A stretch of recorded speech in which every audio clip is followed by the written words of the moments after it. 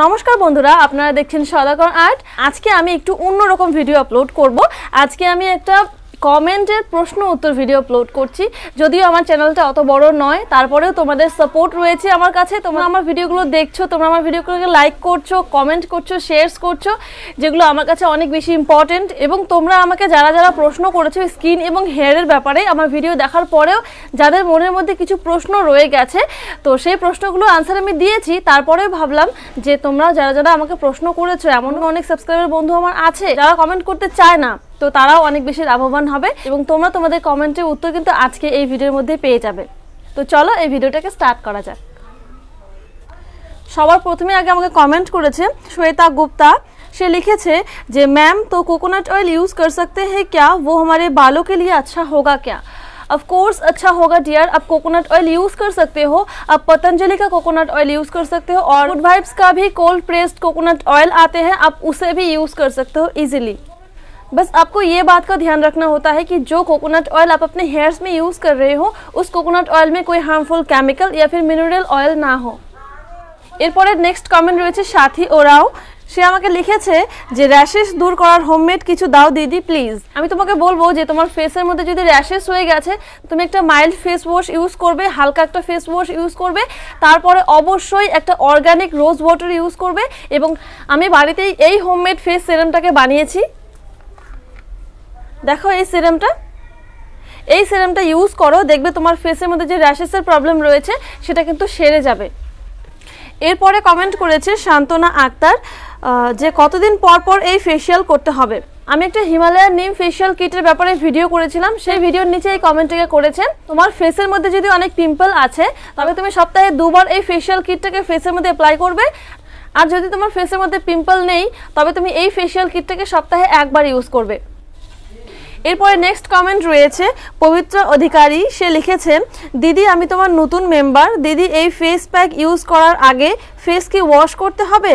মর্নিংয়ে face wash দিয়ে face wash করি, দুপুরে স্নানের আগে এই প্যাক ইউজ করলে তার আগে কি ওয়াশ করতে হবে ফেস? তুমি যদি ফেস প্যাক ইউজ করে অনেক বেশি লাভ পেতে চাও, অনেক বেশি বেনিফিট পেতে চাও, তবে তুমি ফেস প্যাক কি সন্ধ্যার সময় ইউজ করবে বা রাত্রিবেলা ইউজ করবে। তারপরে কমেন্ট করেছে শানু यादव।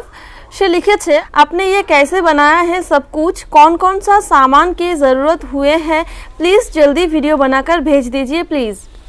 আমি একটা স্ক্র্যাপবুক বানিয়েছিলাম বন্ধুরা অনেক দিন আগে। তো এই সেই স্ক্র্যাপবুক, তো এই স্ক্র্যাপবুকটা অনেক ভালো ভিউজ এসেছে। এই স্ক্র্যাপবুকটাতে তোমরা আমাকে অনেক ভালোবাসা দিয়েছো। এখানে 10,000 ভিউ পার করে গেছে, তো তাই জন্য আমি তোমাদেরকে থ্যাংক ইউ জানাতে চাই।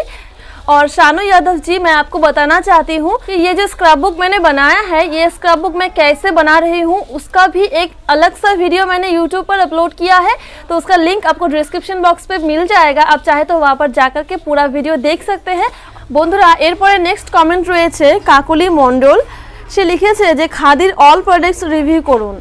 দেখো বন্ধু, আমার কাছে খাদির কিন্তু অনেকগুলো প্রোডাক্ট নেই, মিনিমাম আমার কাছে কিছু প্রোডাক্ট রয়েছে, যেমন ধরো রোজ ওয়াটার, অ্যালোভেরা জেল, তেল এবং শ্যাম্পু, আর কয়েকটা। তো ওই প্রোডাক্টগুলো সবগুলো নিয়ে আমি একটা ভিডিও করব, অবশ্যই অপেক্ষা করো সেই ভিডিওটার জন্য। তুমি অবশ্যই এই চ্যানেলের মধ্যে সেই ভিডিওটাকে পাবে। বন্ধুরা এরপরে কমেন্ট করেছে স্মৃতি মুনি। সে লিখেছে আচ্ছা আপি অয়েলি স্কিনের জন্য কোনটা ইউজ করব আপনি বলো কিন্তু প্লিজ। ওকে, তো এই কমেন্টটা করা হয়েছে, আমি একটা রোজ ওয়াটারের কম্পারিজন ভিডিও করেছিলাম এবং ডিটেলসে বলেছিলাম রোজ ওয়াটারের ব্যাপারে, পুরো তথ্য সেখানে রয়েছে। দেখো তোমার যে কোনো স্কিন টাইপ হোক না কেন, তুমি ফেস ওয়াশ করার পরে কম্পালসারি তোমাকে রোজ ওয়াটার ইউজ করতেই হয়, তবে সেটা অবশ্যই অর্গানিক একটা রোজ ওয়াটার হলে ভালো হয়। আমি যেমন এই খাদির রোজ ওয়াটারটা ইউজ করি এবং এটাই আমি তোমাকে রেকমেন্ড করব।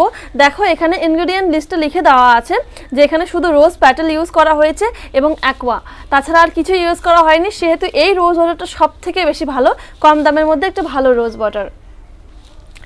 এবং এরপরে আমি তোমাদের সবাইকে অসংখ্য ধন্যবাদ জানাতে চাই বন্ধুরা, আমাকে সাপোর্ট করার জন্য, আমার ভিডিওটা এত পছন্দ করার জন্য। এই যে গোলাপ জলের ব্যাপারে আমি ভিডিওটা আপলোড করেছিলাম কয়েকদিন আগে, তো ওই ভিডিওটাকে তোমরা এত বেশি পছন্দ করেছো, সেই ভিডিওটা কিন্তু এখন 11,000 ভিউজ পার করে গেছে। রোজ দিন সেই ভিডিওটার মধ্যে খুব ভালো ভিউজ আসছে বন্ধুরা, তাই জন্য অসংখ্য ধন্যবাদ জানাচ্ছি আমি তোমাদেরকে। আমার চ্যানেলটাকে তোমরা সাবস্ক্রাইব করে নিও এবং পাশে থাকা বেল আইকনটাকে এখনই বাজিয়ে দিও, যাতে করে এইরকম আরও ভিডিও তোমরা পেতে থাকো এই চ্যানেলের মধ্যে। আমি রোজ দিন ভিডিও আপলোড করছি skin care, hair care related, অনেক ভালো ভালো তথ্য কিন্তু তোমরা এই চ্যানেলের মধ্যে পাবে।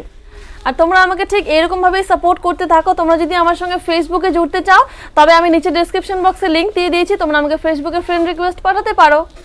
বন্ধুরা এরপরে আমাকে কমেন্ট করেছে ইসরাত জাহান শ্রাবণী, সে লিখেছে শুকনো চুলে ব্যবহার করা যাবে না। আমি একটা লিভন সেরামের ব্যাপারে ভিডিও করেছিলাম, তো সেই ভিডিওর নিচে কমেন্ট করেছে যে এই লিভন সেরামটাকে শুকনো চুলের মধ্যে ব্যবহার করা যাবে কিনা।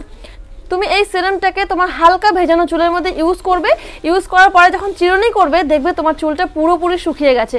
সেহেতু তুমি যদি শুকনো চুলে ইউজ করতে চাও, তবে তোমাকে একটু জাস্ট বেশি সেরাম লাগবে, এবং তুমি যদি হালকা একটু ভেজা চুলের মধ্যে ইউজ করো, তবে তোমার চুলটা কিন্তু খুব ভালো ময়শ্চারাইজ হবে এবং সেরামের পরিমাণটাও তোমাকে কম লাগবে।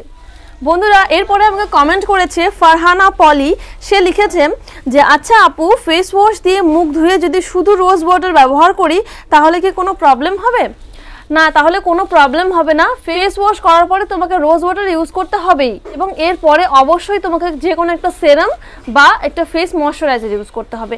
এরপরে নেক্সট কমেন্ট করেছে রিপা আক্তার, সে লিখেছে আপু লিভন দিলে কি চুল স্ট্রেট করা যাবে? না আপু, লিভন সেরাম দিলে পরে তোমার চুলটা স্ট্রেট হবে না। দেখো, সৃষ্টিকর্তা আমাদেরকে যেরকমভাবে বানিয়েছেন ঠিক সেরকমভাবেই কিন্তু আমাদেরকে বেশ মানায়, ঠিক সেরকমভাবেই কিন্তু আমরা সুন্দরী। তবুও তুমি যদি চুলের জট ছাড়াতে চাও, তোমার চুলের মধ্যে অনেক বেশি জট পড়ে এবং তুমি যদি চুল ছেড়ে থাকতে অনেক বেশি পছন্দ করো, তবে তুমি লিভন সেরামটাকে ইউজ করবে। তোমার চুলটা অনেক বেশি ম্যানেজেবল হবে এবং তুমি যেমনভাবে চুলের ডিজাইন করবে, যেমনভাবে চুলটাকে বাঁধবে, ঠিক সেরকমভাবেই কিন্তু থাকবে। সেই জন্য তুমি লিভন সেরামটাকে অবশ্যই ইউজ করতে পারো। তারপর নেক্সট কমেন্টে চলে যাই। এবারে কমেন্ট করেছে আম মেহেন্দি, সে লিখেছে যে আপু সেরাম চুলে থাকা অবস্থায় কি তেল দেওয়া যাবে?